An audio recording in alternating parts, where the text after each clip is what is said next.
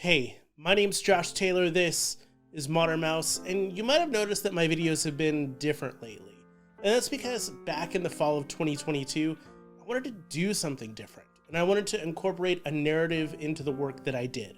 Over the last 5 years or so of doing video essays, they've been a lot like this, so I wanted to spread my wings out and try some new things. But I also realized that not every person watches every single video, so I thought I'd catch you up on the season of activity before we go into the finale. And as I list off videos, feel free to go back and watch any of the ones you want to, but here's the gist of it. Also, while I talk about this, I'll also be putting up the video thumbnail here, so if you want to go back and watch it, you can. But here's the gist of everything that's happened, because I started to tease what was coming in October of 2022 with a video about John Carter and The Simpsons versus the government. In those videos, I got disrupted by phone calls. They were just little teases of what was to eventually come. In November, changes actually got going with the Roger Rabbit video about meta animation. There, I stepped outside of the studio setting as just a talking head for the first time in a very long time. I introduced Joe, my co-writer on many of my videos from the past. He became an on-air host with me, and I told him all about the phone calls that I was getting. I suspected that they were from YouTube itself because the demands were mostly about my YouTube videos. That all continued into the next video, which was all about the Disney live-action Dark Age. And I knew that video would actually be a pretty large project, so I very much in real life rented a cabin in the woods. And I had started working on the video there, but was zapped back home to continue work in the studio.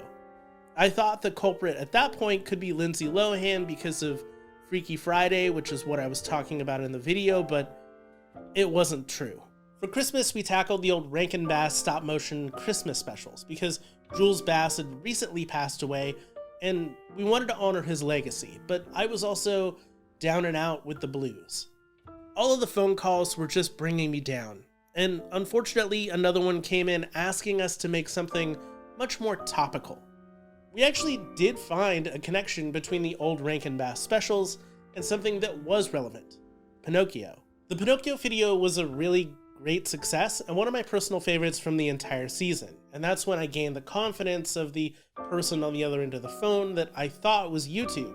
So we went into the next video talking about Pixar's parents. And that's when Joe found out that the phone calls were real. I guess he probably thought I was delusional. What we didn't know is that by the end of that video, the phone calls would stop because that someone would come knocking at my front door. In the rise and fall of Rizzo the Rat, I got to introduce two new characters in that video. Barry was interviewed documentary style as an old friend of Rizzo, and Joe would end up meeting a version of me that was different. I'm a version of you from the past. In our video about Ant-Man, this new version of me tried to take over and had a duel with Joe, going back and forth on why Ant-Man was a needed Avenger.